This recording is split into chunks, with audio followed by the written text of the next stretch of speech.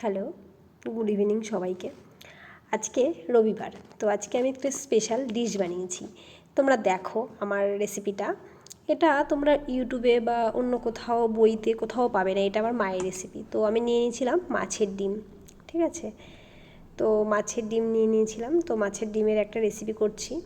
আর নিয়ে নিয়েছি নারকেল, কুড়িয়ে নিয়েছিলাম, নারকেলটাকে কুড়িয়ে নিয়েছি, নারকেল কোড়া। তো প্রথমে মাছের ডিমটাকে লবণ হলুদ দিয়ে সুন্দর করে মাখিয়ে নিচ্ছি।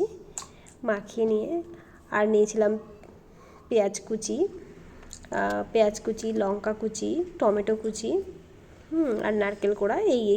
এই কটা উপকরণই লাগবে আমার, আর কিছু লাগবে না এর মধ্যে, ঠিক আছে। এই যে পেঁয়াজ কুচিটা বাটির মধ্যে রয়েছে। তো তারপরে আমি প্রথমে কড়াইতে দিয়ে দিয়েছিলাম, আগে পেঁয়াজটা দিইনি, আগে কিন্তু আমি সবার আগে মাছের ডিমটাকে সুন্দর করে ঝুরঝুরে করে ঢেকে নিয়েছিলাম। মাছের ডিমটা সুন্দর করে ভাজতেই তার মধ্যে আমি সুন্দর করে তার মধ্যে দিয়ে দিয়েছিলাম পেঁয়াজগুলো যেগুলো কুচি করে রেখেছিলাম, ওগুলো প্রথমে কিন্তু আমি তেলে দিইনি, পরে দিয়েছি। তারপরে দিয়ে দিয়েছি লঙ্কা কুচি, একে একে লঙ্কা কুচি দিয়েছি। তারপর এটা লঙ্কা কুচিটা দিয়ে আবার একটু সুন্দর করে ভেজে নিয়ে তারপরে দিয়ে দিয়েছি নারকেলগুলো, কুড়িয়ে রাখা নারকেলগুলো দিয়ে দিয়েছিলাম। কুড়িয়ে রাখা নারকেলগুলো দিয়ে তারপরে ওটাকে সুন্দর করে ভেজে তারপরে দিয়েছি টমেটো কুচি। তারপরে এই যে টমেটো কুচিটা দিয়ে দিলাম।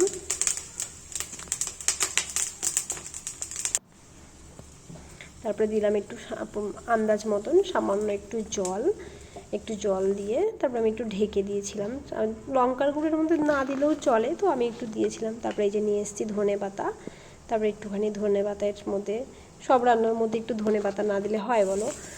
তারপরে একটু ধনেপাতা দিয়ে দিলাম। তো এই রান্নাটা একটু অন্য রকম।